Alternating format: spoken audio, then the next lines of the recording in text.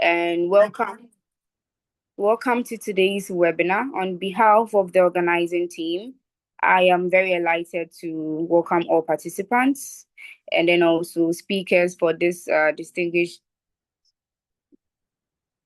program today. We truly appreciate your presence and also your interest in this important and insightful discussion. So this event is a collaborative effort bringing together all the chapters to a strong cooperation, across all networks. So I would like to acknowledge the University of Ghana UG chapter, Regional Maritime University SPE chapter, KNUST chapter, TTU chapter, UMAT chapter, and then also the KSTU SPU chapter. Thank you all for making time to join, and I'm hoping that we are going to have a very insightful event.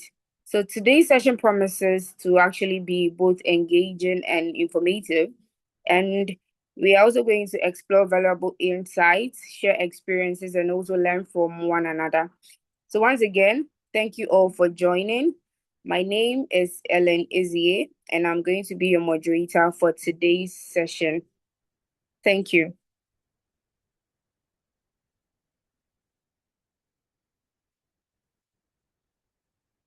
Okay, so we'll just go straight into today's business.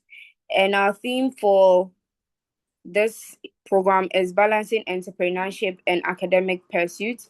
This is for us to get the experiences and the insights from our colleagues in school who are taking up entrepreneurship opportunities and also balancing it with their academic life to see how they are able to keep going and then also be able to be active as well. So I wouldn't want to waste much time. So we'll start with the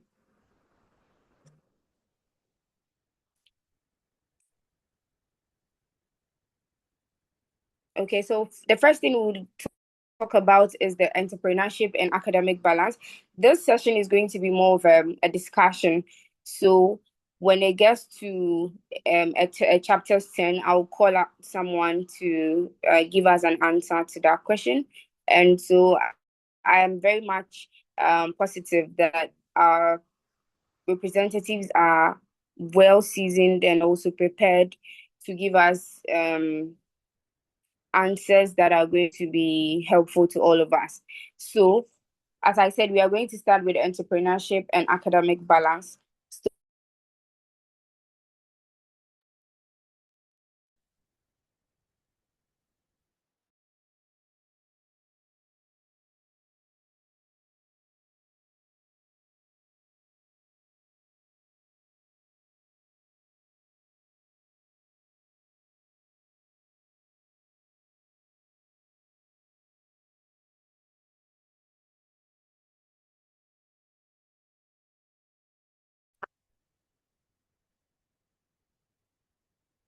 Hello, sorry, I was lost for a moment. My apologies. Faisal, please, if you're on the call, can you kindly give me a reaction to confirm? Okay, thank you very much. So the first question I would like to ask is, what are the benefits of starting a business while still in school?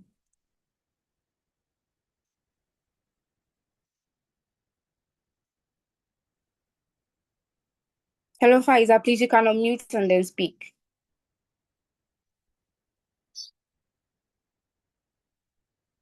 Okay, Ellen, thank you so much.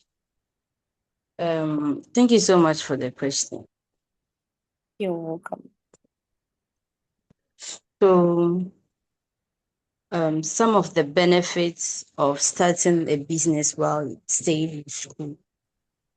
Personally, I wouldn't say I am starting the business, but let's just put it that way.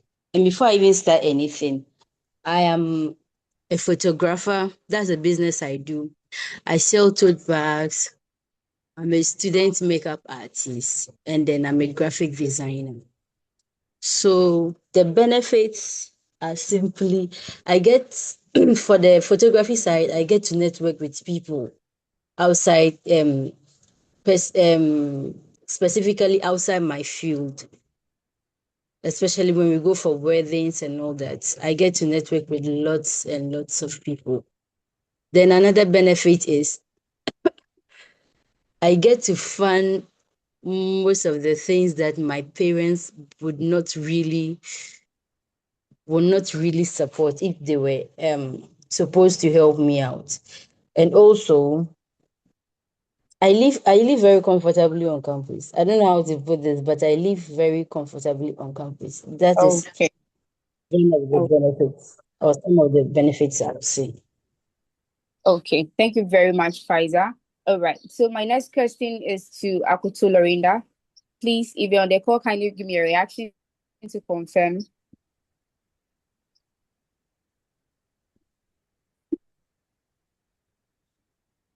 Lorinda from RMU, please could you confirm if you're on the call? Okay, that's fine. Let's go to our KNE, Dolores Ahin Kwarakusi. So please, my question to you. Okay, first, I would like you to react if you're on the call to confirm. Thank you very much. So I would want to ask you that can entrepreneurship enhance the academic experience of a student? If yes, why? Thank you so much for this opportunity. And I'd like to say, yes, entrepreneurship can really enhance a student's academic experience because entrepreneurship doesn't only involve you just selling your things, it forces you to apply certain things you learn in engineering.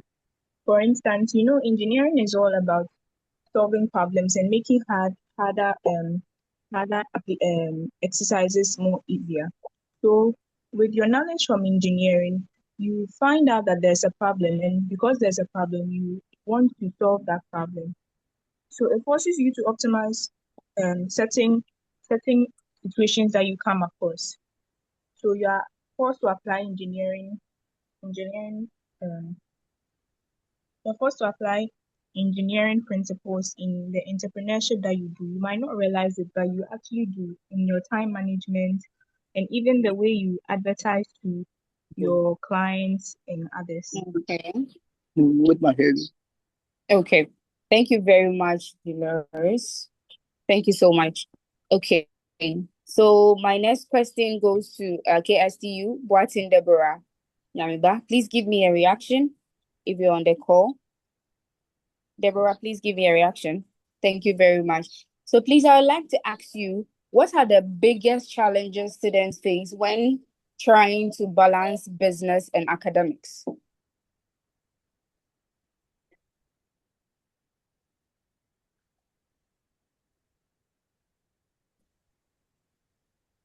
Hi, Deborah.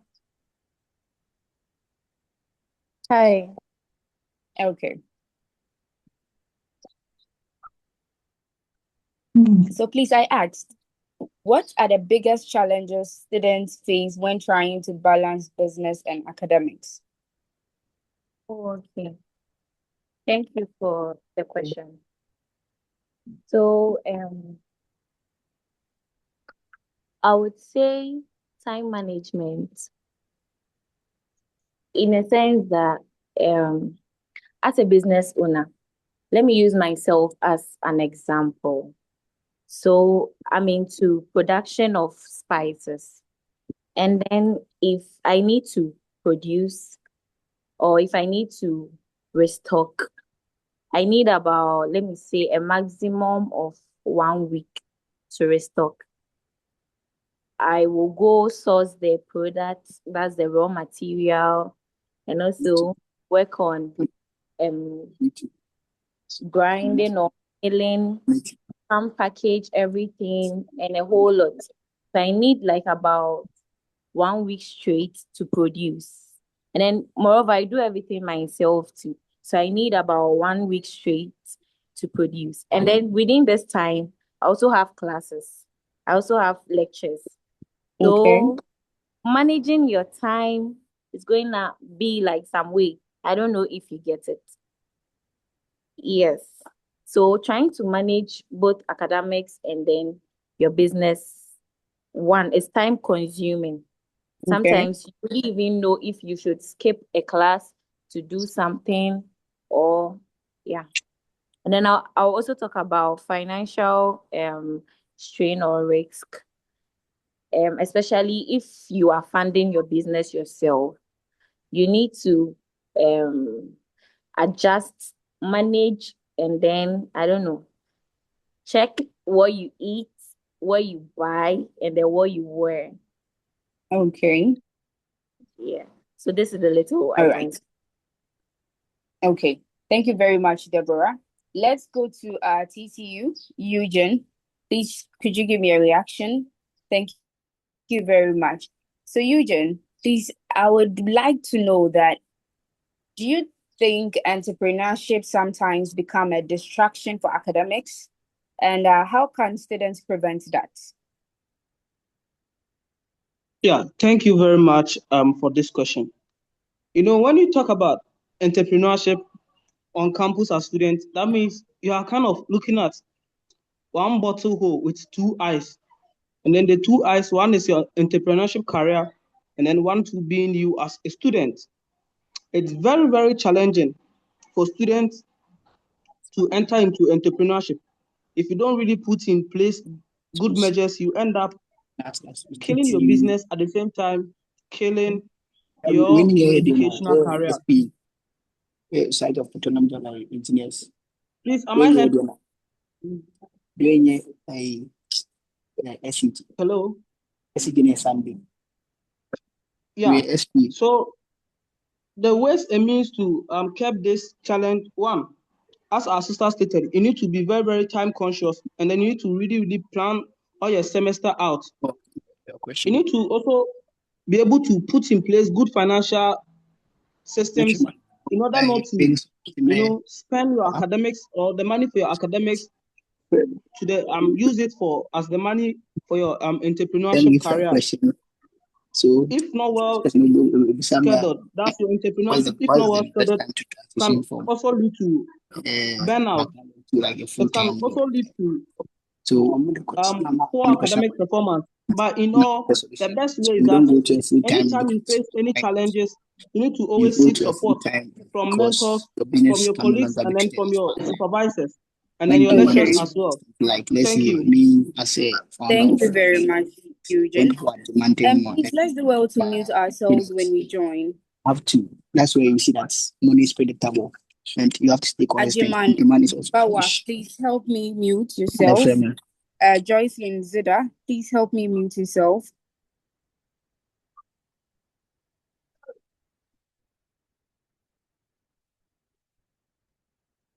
Okay, great. Thank you so much, Eugene. That was a good one. Okay, so let's go straight to KNUSD. Emanuela, please give me a reaction if you're on the call.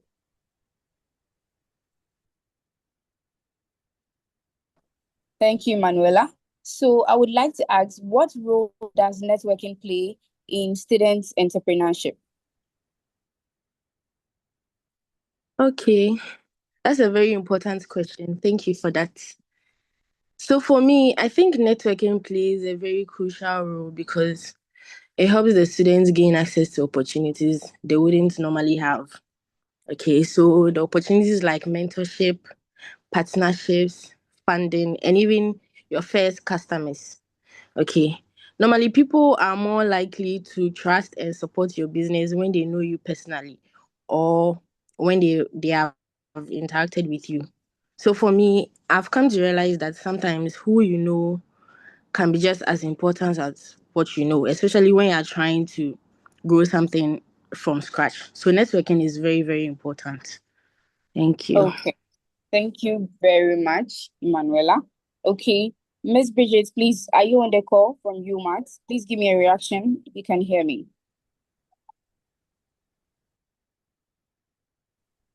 Bridget Smith, please, are you on the call?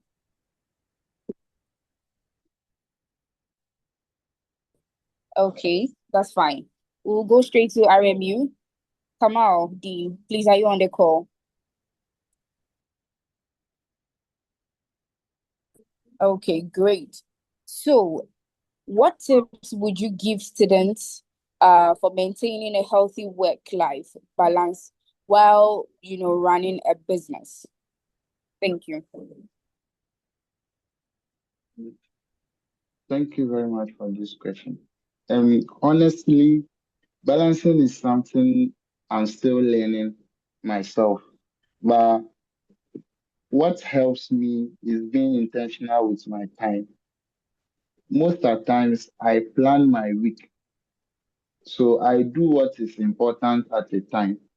For instance, I normally go to town to buy what I sell. That's PPEs and football boots and other stuff on Wednesdays and Thursdays because normally I don't have class on Wednesdays and Thursdays. So I plan my week very well before the week starts. And and when it's time for me to rest, I always sleep before 12 a.m. I don't stay in the night. I don't joke with my resting time. And I know I also set boundaries for people and the people who I'm supposed to speak to. I don't just do anything because I know I do two things at the same time. I do business. I also go to class. Not like others who only do one thing. So normally that's what I do. Okay. Thank you so much, Kamaldeen. Okay, so please, is Bawa Ajiman on the call? Yes, please. Okay, thank you. So at what point should a student consider turning their side hustle into a full-time business? Okay, thanks for your question. Okay, so what I would say about it is that you don't go to a full time because you are tired of school, or you go full time because your business can no longer be treated as part time.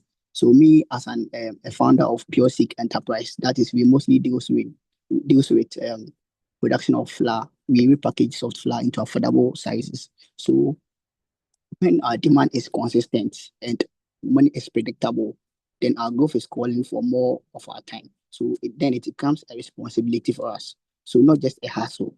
So what I would say is that you should make a strategic move, not just emotional move. Yeah. So before you transition into a full-time business, you just have to make a strategic move. And that is where it becomes responsibility. Thank you.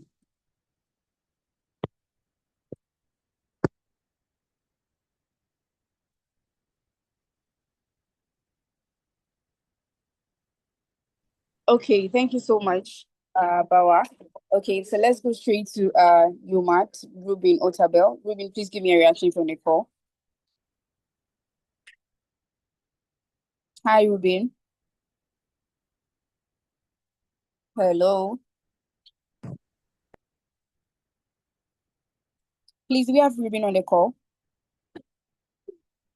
Okay, that's fine. We'll go straight to KSTU, to Owusu and Koma Bright.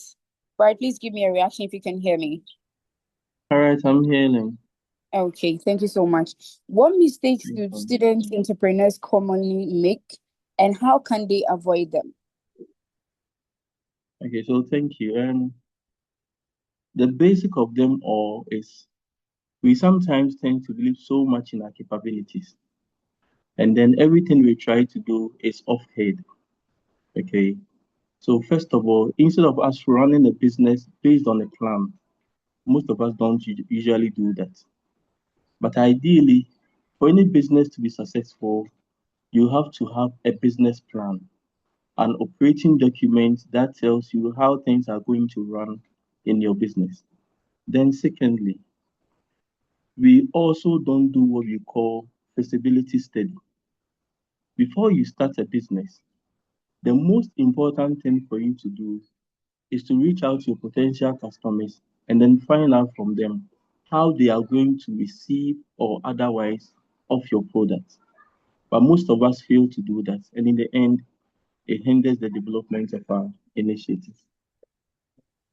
Okay, in the end, it hinders the development of our initiatives. Thank you so much, Bright.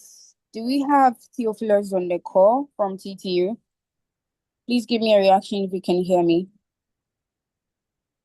Yeah, I can hear you. Great, thank you.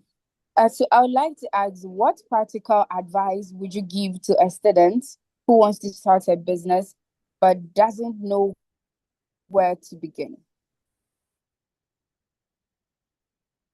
Okay, so to start with, have clarity.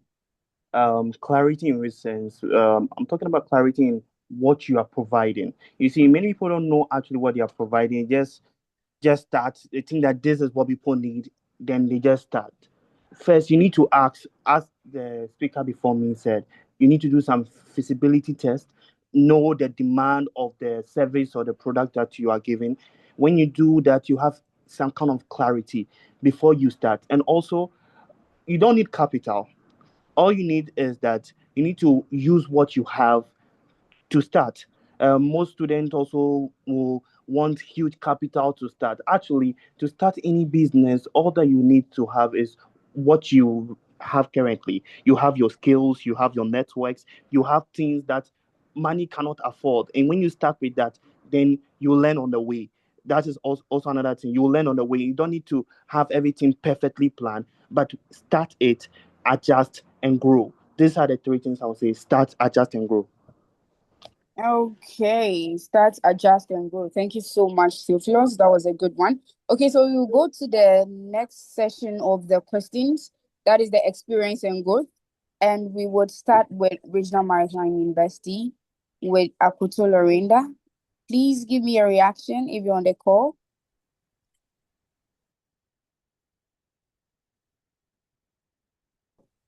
Hi, Lorinda. Please, are you on the call with us?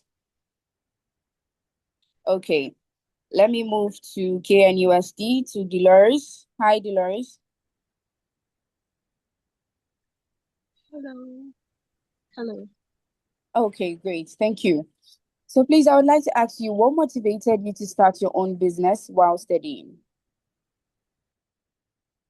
Okay, thank you so much once again.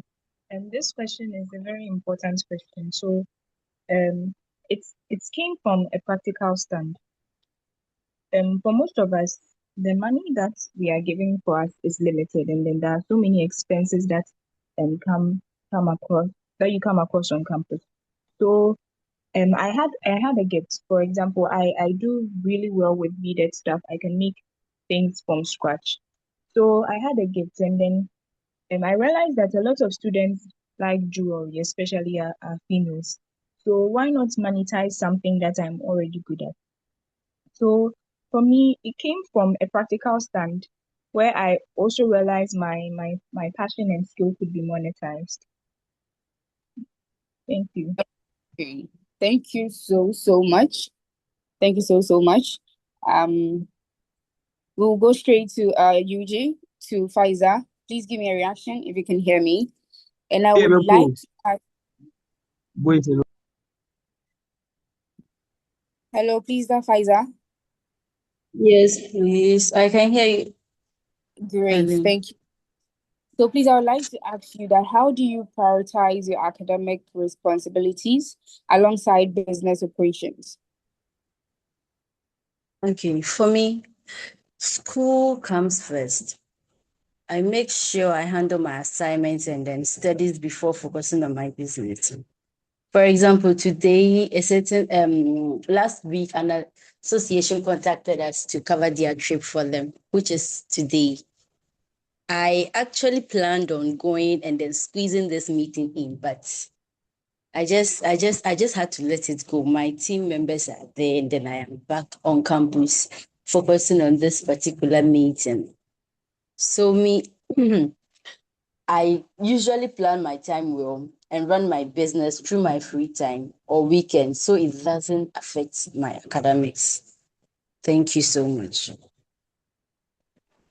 Thank you too.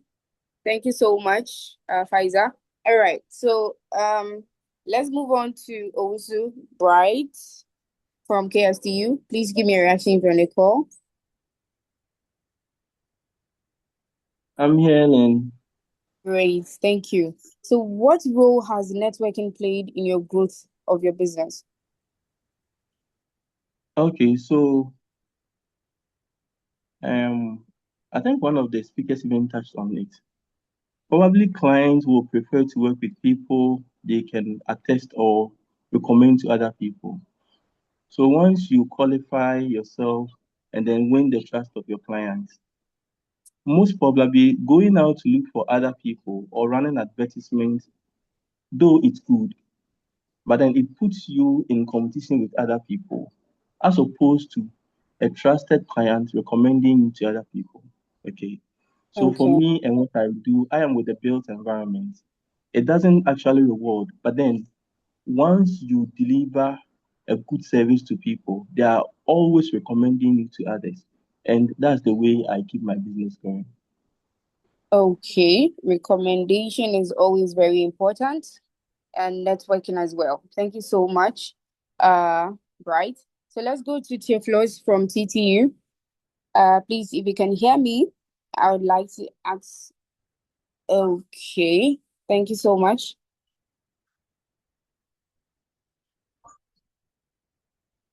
Okay. Theophilus, so please, I'd like to ask you, how do you build a strong support system while managing both academic and entrepreneurial responsibilities? Okay, so before I start, building a support system is an intentional stuff. It's not something that comes by chance. So first, you need to um, talk to the right people, like how to say networking, because in your business journey, you need to have people referencing you to others so that your business can have that audience. So you need to intentionally align with people who are ready to help you, who are ready to guide you in your business. And also for your academics, you need to communicate effectively to people like your lecturers and your course reps and other people that you feel they are relevant. They'll be relevant to your academic performances. Because my issue that I have when I started was that I didn't communicate it out. So when things turns out like I wasn't attending lectures like I used to, it was as if I was being like a bad student now. But you see, if I was able to communicate it, the course reps will know what to say when I'm not around. And also because of that, I can get the course reps or any of my friends can give me their lecture note for me to reference on when I'm not around. Okay. So I feel like communication and alignment with the right people are the key in making a support system that will help you in balancing both. Okay. Thank you so much, Theophilus. Thank you so much. Let's go to RMU, to Kamaldeen. Please, what strategies do you use to manage financials and funding for your business as a student? Okay, so thank you very much once again. Um, Normally, as a student, I don't have that much money to start up a business on my own. So what I do is I do things on pre-order. So I start taking orders. That's from Friday to Wednesday. I'm done. And the money I've gotten from them, I used to get what you need. But you would have to also track your expenses and know how to save. I won't advise anyone to take loan to start up a business, but I would rather advise you to do it on pre-order. Have people who advertise it for you. Then people will come in your DM. Sometimes I also give discounts. So you see people coming to my DM to get that same thing. But I'll explain to you that I will not get it for you that day. It's on pre-order. So normally that's what I do. okay. Okay. Thank you so much, Kamaldeen. Okay, let's go back to Legon, Hi. Bawa Ajiman. Oh, Please, hello. I would Hello. love to add something up to his. So, Okay. there's something I learned from a friend called microfinance. So you see, his part of business is like buying and selling, right? Yes. But then when it comes to reproducing or other parts of businesses, I would introduce microfinance to you.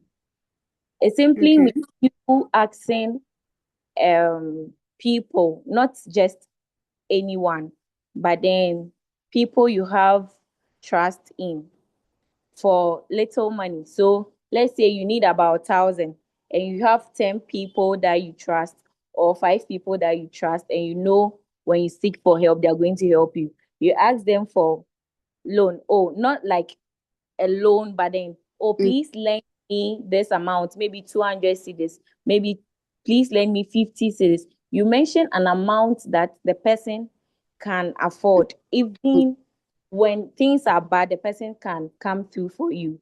Do you get okay. it? Yes. So you combine all this money and then now you make it one, and then now you have whatever you have. So microfinancing is very important. It's a key. Yeah, thank you. Okay. Microfinancing is the key. Thank you so much for your input. So we'll go straight to Bawa Ajiman, UG, to know how do you stay motivated and focused despite the pressures of running a business, while studying. Okay, so thank you for your question. Um, so staying motivated while balancing business and academics comes down to clarity and discipline. Yeah. So for me, I constantly remind myself why I started. My bigger vision keeps me going even when the things get tough. Yeah. So I mostly prioritize my time carefully, knowing when to focus on school and also when to focus on the business. At the same time, I accept that pressure is part of the journey. So instead of letting it overwhelm me, I use it as a force to stay organized, consistent, and intentional. And importantly, I make sure to rest. Yeah, not and also reset my energy when it's needed, so I don't burn out. So for me, I'll just say that it's not always about motivation, but it's also about purpose, structure, and also resilience. Thank you very much. Thank you so much, Bawa. Okay, let's go straight to KSTU to have Deborah on the call. Deborah, how do you leverage university resources or opportunities to support your business? All right. So, personally, apart from networking, as in networking with the students, I haven't really used any university resource to push my business. But then there are a few that I will touch on.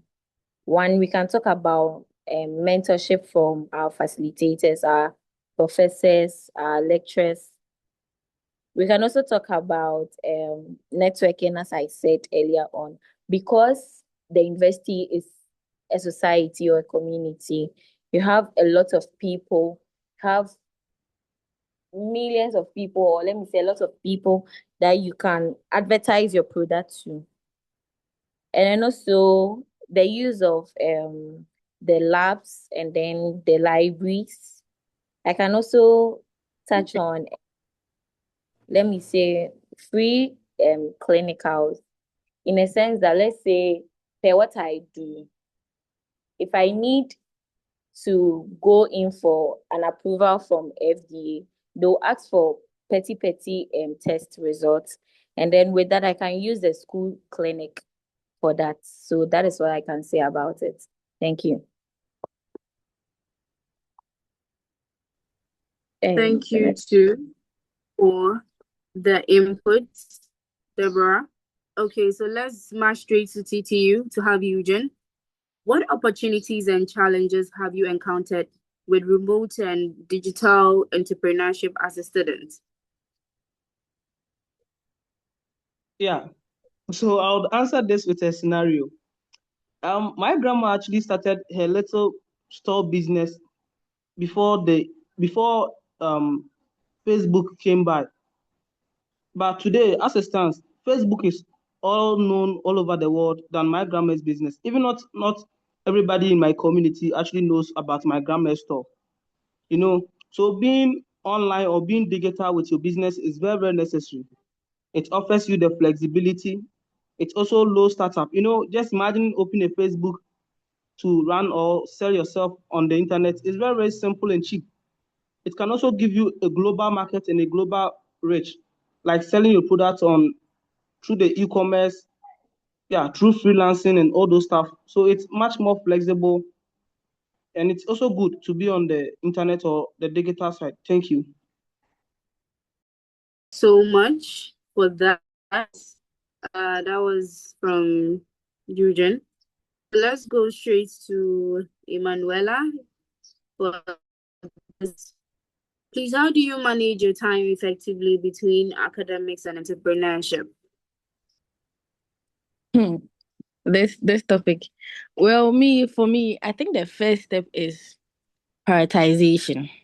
Okay. I understand that I'm a student first. So my academics set the structure and then my business fits into that structure. Do you get it? So I'm a new tech. And there's been so many times where high paying clients book me while I have projects to complete, group meetings, and even an impromptu class to attend. Okay, but then I tell them politely that I'm not available because I came to school to learn, not to be a nail tech. So when you prioritize that, you understand first that you came to the school to learn, but you didn't come to do business. It helps you to choose when such situations come. Now, during the weekends, what I do is I allocate specific hours for studying and then specific hours for my business. So my academics and my business, they both now have dedicated focus every time. Do you get it? And also, I think another important thing too is that I make sure I don't book too many people on weekdays. You know, Okay. I offer services to people. I'm not just selling products. So, if you are selling products, it's different. Somebody buys, you meet them, you give it to them. But for me, I have to sit for at least 2 hours for just one person's nails. So if I book 4 people on a Monday or on a Tuesday, that's like 8 hours without rest. And if I include rest, that would be like 10 hours plus. Yes. And I don't think after working for 8 to 10 hours, you have the edge to even study. You would be too tired, and that's how days pass by without you fulfilling your the reason you came to the school. You came to study. Days will pass by because you are very tired to learn. So when you understand that you're a student, you book few people so that when after doing fixing their nails for them, I still have time for me to learn. Okay. Yeah. Okay. Thank you so much, Emanuela. That was a good one. I'm hoping we are taking notes of very important things that are being shared today. Right. So let's dive into our future career plans. That is the last section for our discussion today. And we're going to have insights from everybody. Everybody is going to contribute to this session. So please, I would like to have Emanuela and Jiman Bawa answer this question for me. So our response is quite so Emanuela will go first, and then after Bawa Ajiman, you can also bring in your inputs. So I'd like to ask that, do you see entrepreneurship becoming your full-time career after graduation? Okay. I see entrepreneurship as something that I can pursue full time after graduation. But I also believe in being strategic about the transition, It's like I'm reading petroleum engineering and then all of a sudden I stop and then I'm fixing nails. I mean, you have to be strategic about it. So I don't think it's just about passion. I think it's about sustainability and growth. So for me, the goal is to build something strong and consistent while I'm still in school. And then assess if it has the capacity to support me long term. I mean, that's the goal. If me being a new technician cannot support me long term to help my family, myself, my kids, then I don't think it's something I should focus more on. So at the same time too, open to gaining industry experience, because I believe that working in a professional environment can also strengthen my skills and my network. Yeah.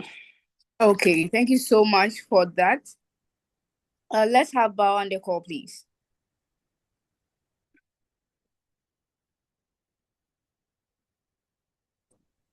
Hi, Bao. Please, you can bring your input.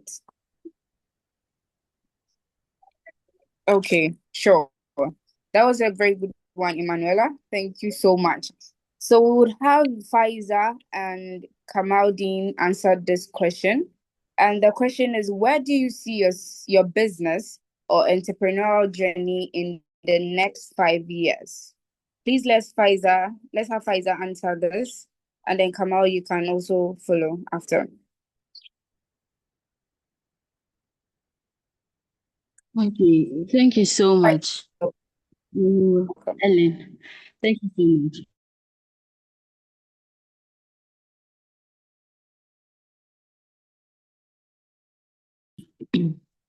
much. See my business, or should I say businesses, turning into something bigger and more stable.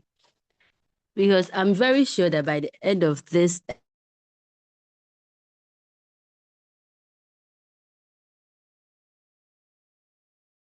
5 years, we should be recognized nationwide. And for my importation business too, I see myself having my own personal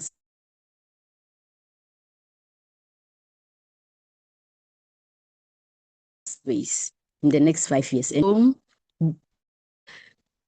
it will be well known, and it will be bringing in steady income and possibly expanding, as I said earlier.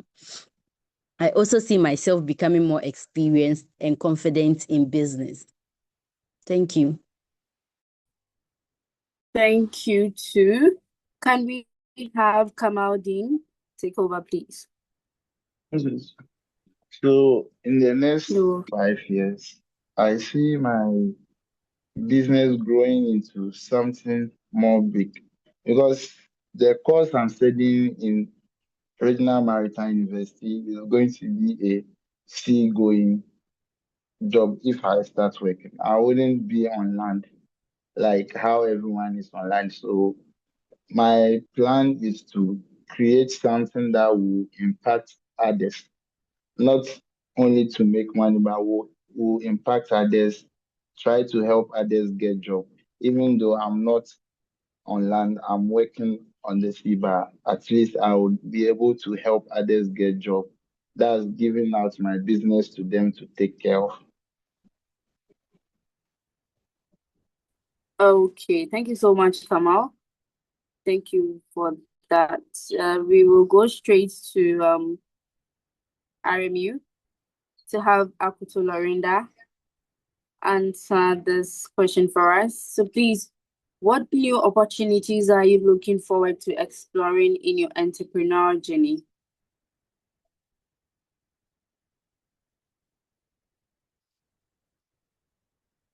Please, do we have Lorinda on the call?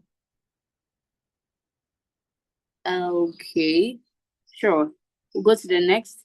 We'll have KSTU and KNUST answer this. So from Owusu Brides and Dolores, please enlighten us on this. How do you plan to balance a career growth and entrepreneurship after completing your studies?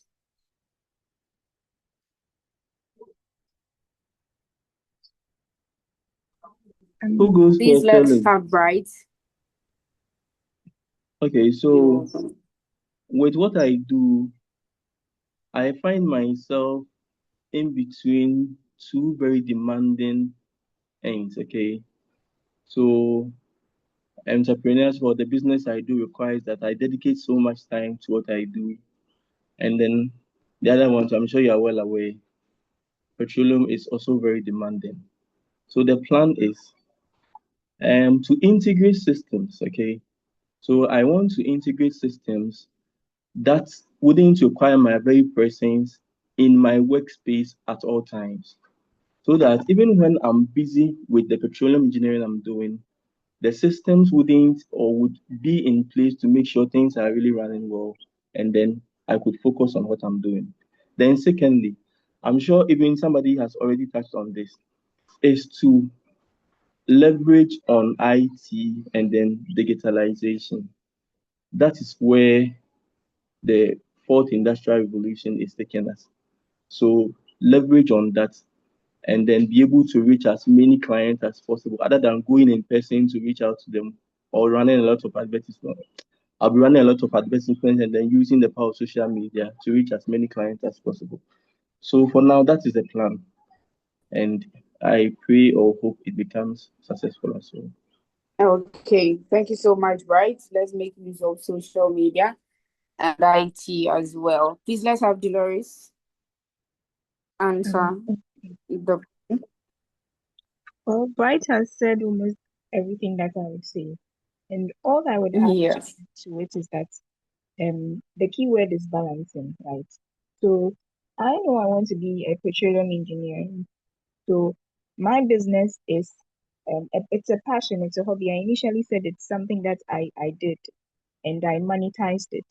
So the key word for me is balancing. I'm not going to make these two things compete, right? Because I know what I am doing, which is petroleum engineering, and then this is just a pastime or a hobby that is helping me make money.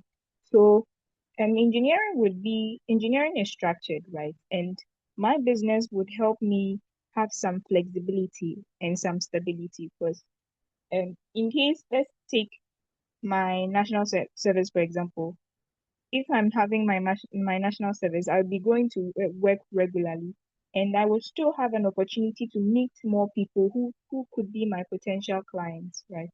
So it's all about balancing, because um, again, petroleum engineering for me is the goal, but this business would help me network with people no matter where I go. So whether I'm I'm in a company or anywhere, as long as there are people interested in jewelry or other stuff, I always know that I would have business. So thank Okay. So for people have interest in what you do, you always have business. I'm sure by the end of the call, I would hit you up to purchase. Thank you so much, Dolores. So let's have Eugene from TTU. Please help us answer this. What strategies are you considering to sustain and grow your business into long term? Yeah, thank you for the question. My business is into paper bag, and I'm not just running the business alone. As the saying goes, two heads are better than one. I actually have a team that we are pursuing this project. And then I do invest in my team. I do offer some seminars for my team members. I pay them very, very well for them, and I also give them the motivation. Two, I've made sure that our brand is very, very visible wherever you go around Takrady. Let me give this example of Pizza Man, Chicken Man, and Watcha brands here. They wouldn't be where they are today if they were not vibrant back in the days whilst they were on campus. I don't think they would have had the opportunities to have investors invest in their companies. You need to also scale smartly. Focus on your customers' demand. Always make sure that you get your customers satisfied, and then leverage on data, leverage on the information. Information is very, very key. Thank you. Thank you very much. Information is key. Thank you so much, Eugene. That was good. So let's go to KSTU and TTU. We have Deborah take the question first, and then Theophilus will follow. So, Pete, what legacy or impact do you hope your entrepreneurial journey will create? Okay, thank you. So there is this saying or there is this perception students have that you cannot balance work, or let me say a business and then academic work. And I would love to encourage people. I want my journey to encourage people. And recently I had an interview with my business story, and I had young people and then also student like we, those in the university, reach out to me asking me questions, and stuff. So yeah, I want my journey to be able to like encourage people. Not just that, also I also want to like bring out the best spices on the market. It's a passion. So instead of people consuming something unhealthy, I want my journey or my business or my brand to be able to produce the best spices on the market to help in good health. And then lastly, I will talk about me being able to like improve and then employ people. Yes, so this one. Thank you. Okay.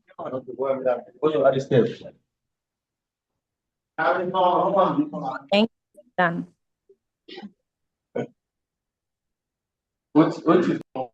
It's bad here. Hello, please, can you hear me? Hello. Yes, please, I can hear you. Thank you so much. Thank you. Okay, so Yeah. take our next from our Theophilus. Theophilus, can you please take over the question? Okay, so you see, as she said, I want my entrepreneurship journey should inspire. How? Because uh, I started not with capital, but I started with what I have. That was skill. I had a skill to communicate effectively, so I used that as a leverage. I want people to see that they don't just need to have the capital; they need to do. They need to use their skills in starting something. I'm into edutech. I believe that because of my engineering background, I'm able to impact students and also transition from the traditional way of education to the more advanced way where we can even have simulation softwares in other places like basic school and SHS. And also, I also um, teach debating, where I help students to logically speak. They should able to construct. Also, in all these things that I do, one thing I want to do is first inspire people. The other thing I want to do is able to make students speak for themselves clearly and able to communicate to people their idea, because I believe that civilization changed because of impactful speeches, and I'm hoping that before I finish my journey in entrepreneurship, I'm able to do that and also change the education system, because I felt like the education system had a problem. But my dad always tells me, when you find the first person who finds the problem is the first person to find the solution. So since I find a problem in the education system, I want to be the first person to also find a solution to it also. Thank you very much, Theophilus. That was very insightful. We will go to RMU, Regional Maritime, to take our last question from Kamal Dean. Kamal, please give me a reaction if you're on the call. Hi, Kamal, please, can you hear me? I'm here. Okay, great. Thank you. So what advice would you give to students who want to pursue entrepreneurship after graduation? Okay, thank you very much. Um, I would say the person should start now. A lot of people normally wait after graduation before they start their businesses. But if you start now, you will be able to know your mistakes, know the corners or what you are supposed to do to grow your business. But if you wait after graduation, it's like you are now starting. So certain things are there you wouldn't know. For instance, in my school I did, there are a lot of students who don't go into entrepreneurship. So when you are doing something with the person and you are explaining it in a business form, the person will think you are a good thinker than he or she, but rather it's because of the business you do. So it is encouraging you, and you know what you are supposed to do at the time. But with them, they don't know. So you graduating and wanting to start business, it will be like you were frustrated. You didn't get a job, so let me start something. That way Yes. you fail. So that's it. Thank you very much. Thank you to Kamaldeen. That was a good one. So we have come to the end of today's session.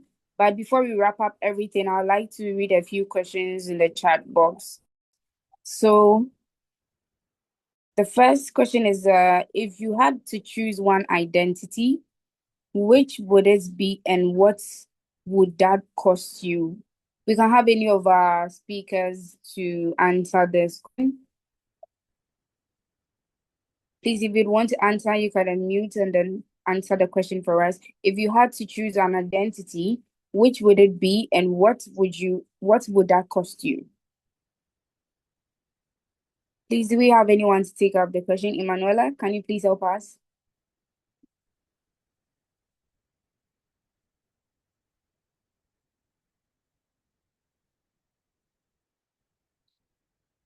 Hello, Eugene. Anyone to help us with this question, please? Yeah, Okay, so oh, sorry. So all that I'll choose is the identity of being an entrepreneur.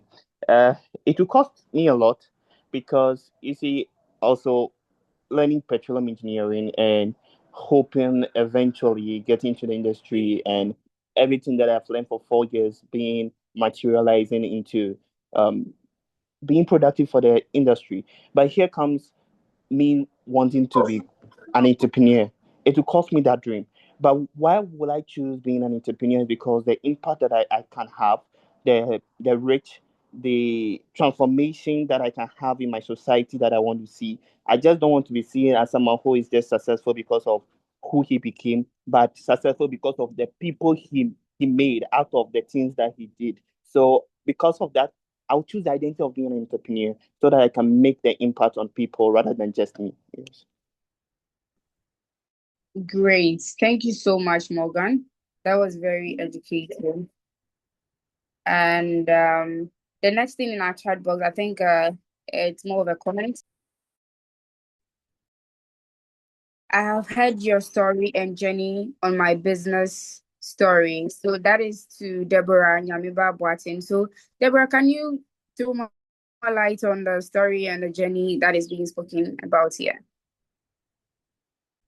All right, thank you. So, I was asked few questions like how I started, what inspired me, and then in the video is on YouTube, my business story. You can go and watch.